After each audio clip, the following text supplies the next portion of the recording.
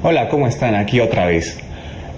En este caso vamos a hablar de un tema importante dentro de la materia de neumología, que es el cáncer de pulmón, ¿no? Debido a que se han presentado algunas preguntas en el examen de residencia respecto de este tema. Bien, decirte que el cáncer pulmonar pues es un cáncer muy frecuente a nivel mundial. Más o menos está ubicado en el segundo lugar de frecuencia de los cánceres, tanto en varones como en mujeres. ¿Cuál es la razón de esto? Bueno, es que el factor de riesgo más importante para el desarrollo de cáncer pulmonar pues es el tabaquismo, el hábito tabáquico, los cigarrillos, ¿no? Y como tú podrás observar en la sociedad, pues hay mucha gente que consume, ¿no?, de manera frecuente el tabaco o los cigarrillos. Se ha demostrado de que el consumo de cigarrillos diarios o paquetes está en directa relación con el posible desarrollo de cáncer pulmonar. Pero al margen del tabaco hay otros factores de riesgo, como algunos polvos, ¿no? Es el caso del asbesto, que está demostrado que es un carcinógeno pulmonar per se, ¿no?, y que además, combinado con el tabaco, se potencia su efecto carcinógeno. Hay otros compuestos químicos que también están marcados como factores de riesgo para desarrollar este cáncer, pero no tienes que olvidar que el factor de riesgo más importante para el desarrollo del cáncer pulmonar es el tabaco.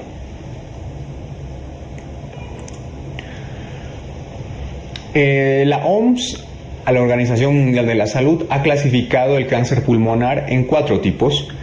Esta clasificación es anatomopatológica. Entonces tenemos el cáncer pulmonar microcítico, el adenocarcinoma, el carcinoma epidermoide y el carcinoma macrocítico o de células grandes. Cuando yo empiece a hablar de aquí en adelante de carcinoma no microcítico, me estoy refiriendo a estos 3 últimos. Es decir, al adenocarcinoma, al carcinoma epidermoide y al macrocítico. Estos también se llaman no microcíticos.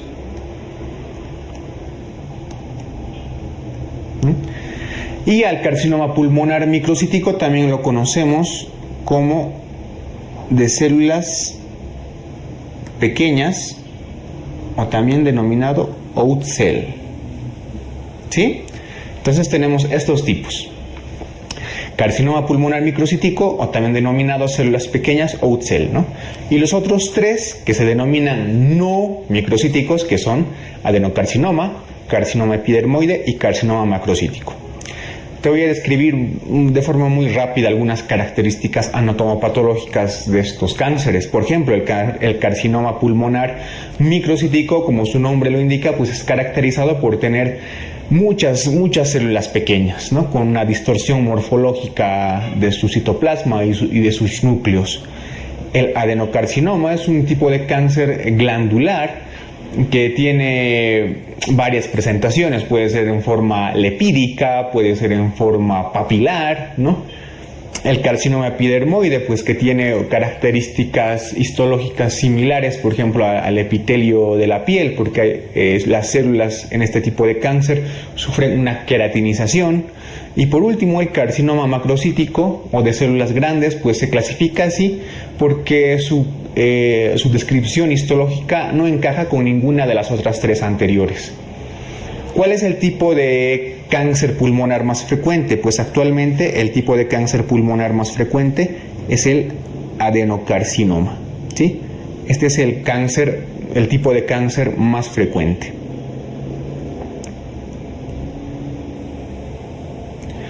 Vamos a hablar un poco de la patología molecular. No te líes mucho la cabeza con estos datos, ¿no? Pero es importante repasarlos, sobre todo de cara a entender algunos tipos de tratamiento.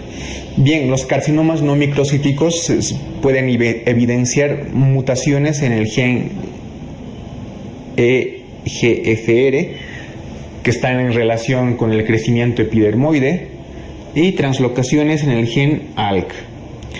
muchos fármacos que se van a usar en la quimioterapia del carcinoma no microcítico. Otra vez te hago recuerdo en la anterior diapositiva, no microcítico, epidermoide, adenocarcinoma y el de células grandes, ¿no? Muchos fármacos quimioterápicos van a ir en contra de estos genes, ¿no? Sobre todo del gen EGFR.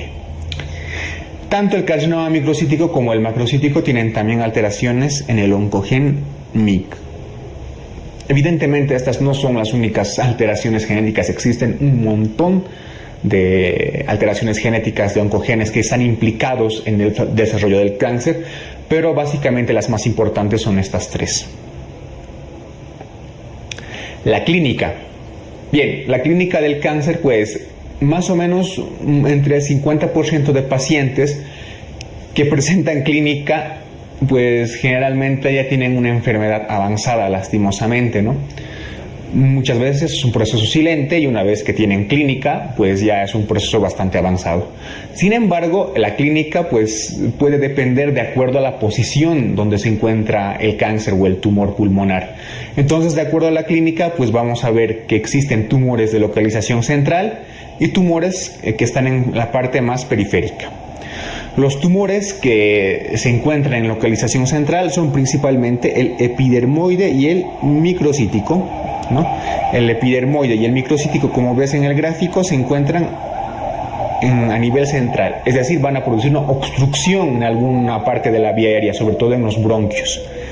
Por contraparte, los tumores de localización periférica son el adenocarcinoma y el macrocítico o de células grandes. Estos se localizan en la periferia, fuera de las vías respiratorias, ¿no? ¿Cuál es la clínica de los tumores que tienen localización central? Pues como produce una obstrucción a nivel del bronquio, nos van a presentar tos, hemoptisis, ¿no? Y en algunos casos vamos a llegar incluso a la atelectasia, ¿no? ¿Cuándo se produce la atelectasia?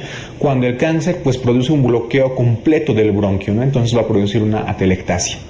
Por contraparte, la clínica de los tumores de localización periférica en general pues no tienen mucha sintomatología, pero cuando sí presentan síntomas pues pueden presentar dolor pleurítico, tos irritativa y derrame pleural. Entonces recuerda, tumor de localización central, epidermoide y microcítico. Tumor de localización periférica, adenocarcinoma y el de células grandes. La clínica de los de localización central, tos, hemoptisis y si obstruye totalmente el bronquio, atelectasia, ¿no? Los de localización periférica generalmente asintomáticos, pero si presentan síntomas, dolor pleurítico y tos irritativa y también derrame pleural. Tenemos unos dos síndromes típicos que se presentan dentro de los cánceres pulmonares. Uno de ellos es el síndrome de cava superior. ¿Qué es el síndrome de cava superior? Pues no es más que la infiltración de la vena cava superior, evidentemente, por un tipo de cáncer. Como te muestro aquí en la imagen, pues aquí tenemos un tumor, ¿no? Que está sobrepasando la parte pulmonar, ¿no? Está invadiendo la vena cava superior. ¿Y qué nos produce esto? Pues esta invasión de la vena cava superior nos va a producir una sintomatología. Por ejemplo, circulación colateral, es decir, se va a ver la circulación más o menos a nivel del cuello y edema de cuello, ¿no? Como hay una obstrucción, más o menos una infiltración en la vena cava superior, tenemos circulación colateral, edema de cuello, en algunos casos cefalea. ¿Cuál es el cáncer que más frecuente invade esta estructura anatómica o presenta síndrome de cava síndrome de cava superior? Pues es el carcinoma macrocítico o de células pequeñas, ¿no? Es el tumor que frecuentemente se relaciona con síndrome de cava superior. Síndrome de Pankhurst es otro tipo de síndrome que se produce por la infiltración de un tipo de cáncer. En este caso, el cáncer o el tumor pulmonar va a infiltrar los vértices o la parte superior de los pulmones. Por lo tanto, va a afectar algunas costillas, sobre todo las primeras, va a infiltrar y va a afectar hacia algunos nervios, ¿no? Por tanto, este síndrome va a cursar con dolor en el hombro por infiltración nerviosa y un síndrome de Horner. El síndrome de Horner, cuando lo lleves en neurología, pues vas a ver que tiene los siguientes componentes. Tiene miosis, ptosis, enoftalmos, ¿no? Y en algunas ocasiones anhidrosis facial. Entonces la combinación de un síndrome de Horner con dolor en el hombro, ¿no?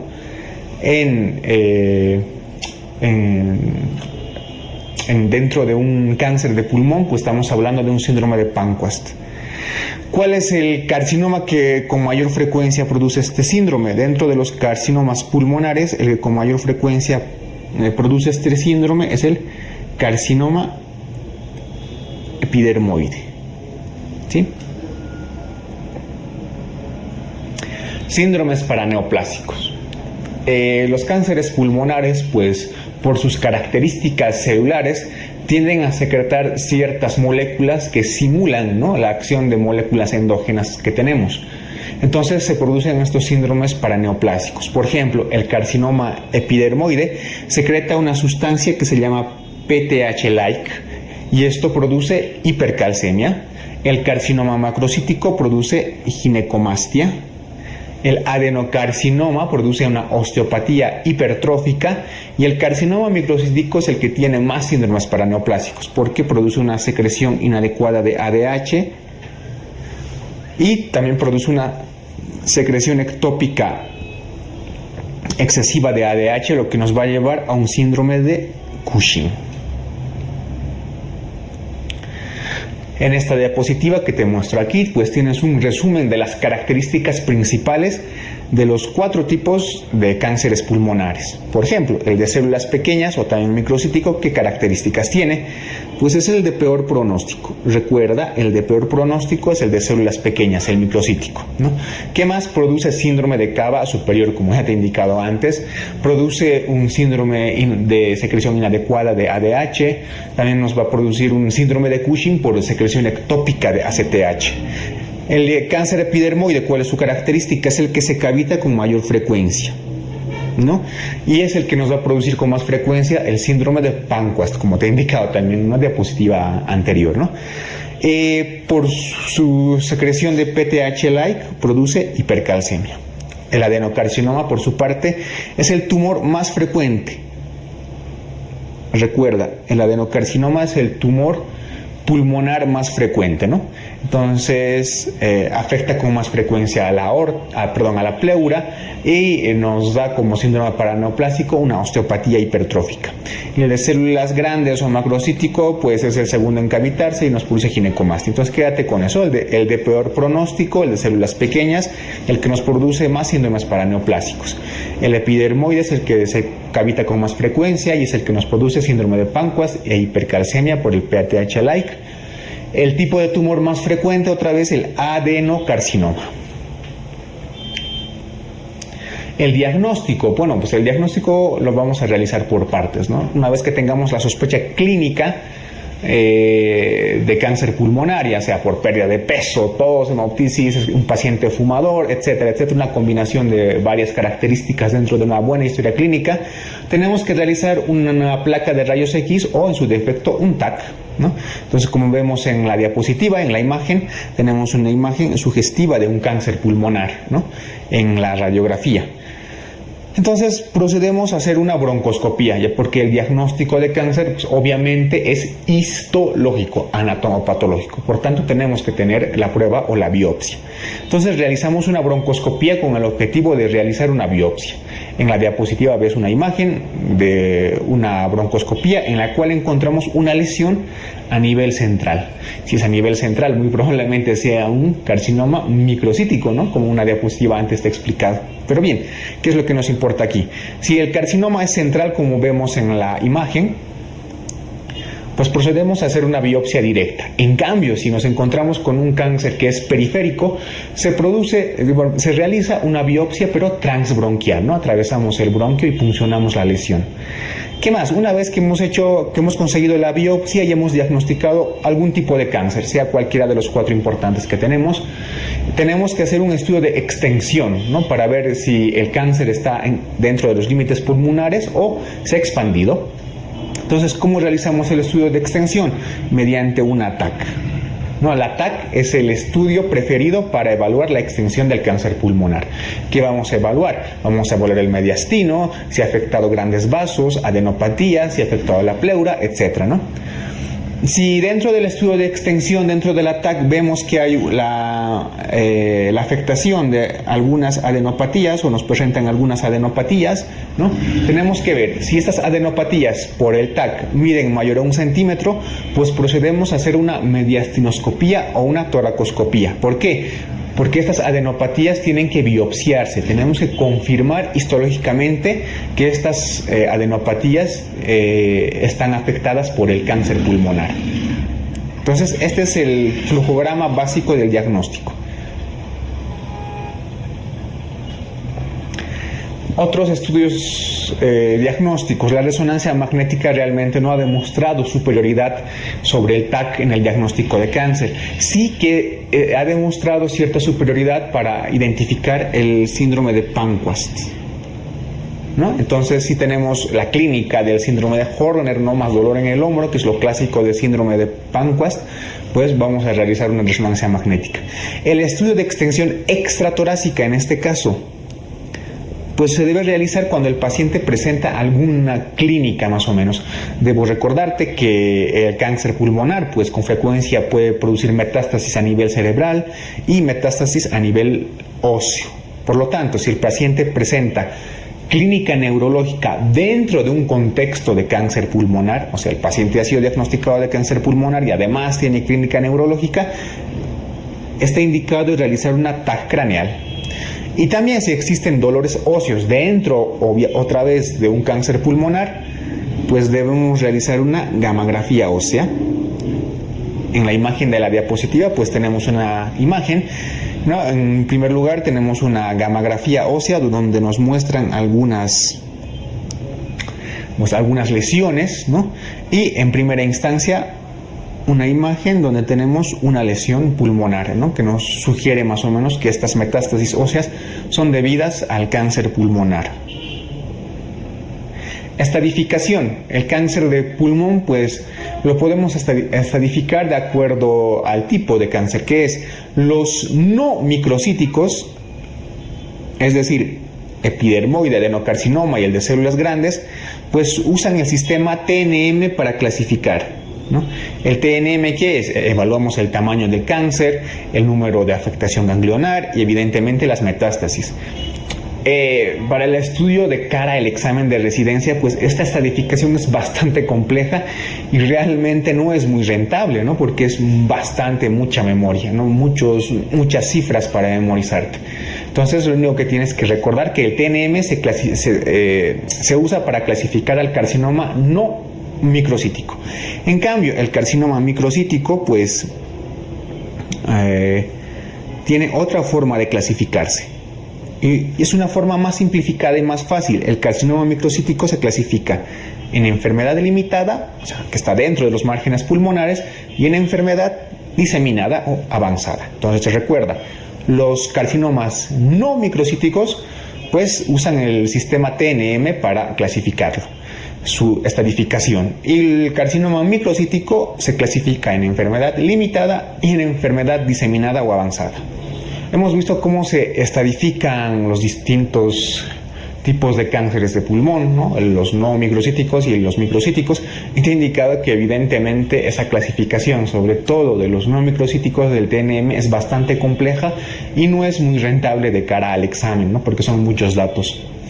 Sin embargo, tengo que decirte de que estas clasificaciones pues ayudan en el tratamiento del cáncer pulmonar. Ahí en la diapositiva pues tengo una imagen bastante compleja que la vamos a tratar de simplificar, donde nos incluyen los grados TNM, ¿no? Y los estadios, porque el tratamiento también se basa aparte en estadios que también son muy complicados de aprenderse, ¿no? Y que tampoco son tan rentables de cara al examen. Entonces, básicamente el tratamiento del cáncer pulmonar se realiza con tres pilares. El primero, que es la cirugía en pacientes seleccionados, ¿no? Una cirugía con intención de seccionar la mayor cantidad de cáncer posible, ¿no? Sobre todo esto se puede en estadios iniciales, ¿no? En estadios 1, 2, por ejemplo. La quimioterapia que se va a usar casi en todos los estadios. En estadios 1 y 2 se va a usar si es que el tumor es relativamente grande, ¿no? Una como quimioterapia neoadyuvante. Y en los otros estadios como tratamiento paliativo, y también vamos a usar radioterapia. Entonces son los 3 pilares para el tratamiento del cáncer pulmonar: la quimioterapia, la radioterapia y la cirugía. En estadios iniciales, pues vamos a aplicar cirugía, y en estadios avanzados, pues tratamiento paliativo con quimioterapia. La importancia de estudiar esos genes que te he mostrado en la patología molecular, pues eran básicamente porque hay quimioterápicos, fármacos que van contra esos genes, específicamente contra el gen EGFR, que es un factor de crecimiento epidermoide. Bien, te voy a explicar un poco este gráfico que tengo aquí, que es bastante complejo, ¿no? En primera instancia, tienes que recordar que estadios iniciales se va a intentar cirugía, y estadios avanzados, tratamiento paliativo. Por tanto, este TNM, pues obviamente es la clasificación del carcinoma no microcítico, ¿no? Entonces, tengo los estadios, en primera instancia, la clasificación TNM. T del tamaño del tumor, N de la afectación ganglionar y M de las metástasis. Y aquí abajo tengo un cuadrito, ¿no? Por ejemplo, los T1s, ¿no? A grosso modo, o sea, no quiero que te quedes con que estos datos son exactos. Realmente son un poco inexactos, pero sí sirven para que te acuerdes un poquito, ¿no? Tengas algo básico de esta clasificación. Nuevamente te lo digo, esta clasificación pues está incompleta, ¿no? Hay una clasificación que es más completa, pero que es más larga y no es rentable. Lo que estoy intentando hacer ahora solamente es darte una pequeña pauta básica para que se te quede en tu memoria. Entonces los T1 más o menos son tumores que tienen o que están menor a 3 centímetros. Los T2 son tumores que son mayor a 3 centímetros. Los T3 son tumores, ¿no? Que pueden ya afectar la pleura, producir una telectasia, etcétera, ¿no? Los T4, porque son tumores que ya afectan grandes vasos, el mediastino, etcétera, etcétera. Entonces, a grosso modo, como te lo digo, porque el T1 también se clasifica en T1A, T1B, igual que el T2, pero el T1 es un tumor menor a 3 centímetros, el T2 un tumor mayor a 3 centímetros, el T3 que ya afecta a varias estructuras, por ejemplo, la pleura, puede ser la telectasia, ¿no? Y el T4 pues puede afectar ya grandes vasos, etcétera. El N, la afectación ganglionar, pues obviamente, ¿no? Si no hay ninguna afectación ganglionar, pues será N0.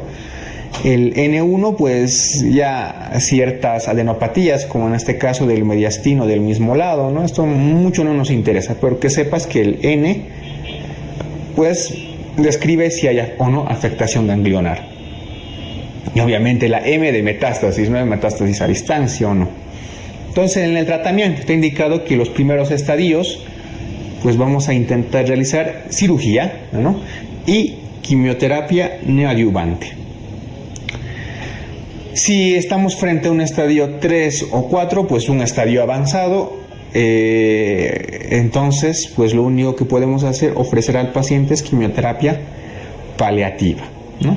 Entonces, básicamente este gráfico se puede resumir en todo lo que te he indicado.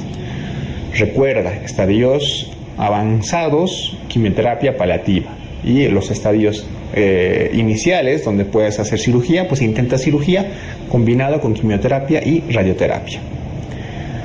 El cáncer microcítico, ¿no? Que es el de peor pronóstico, pues básicamente simplemente se le da quimioterapia paliativa, en algunos casos radioterapia.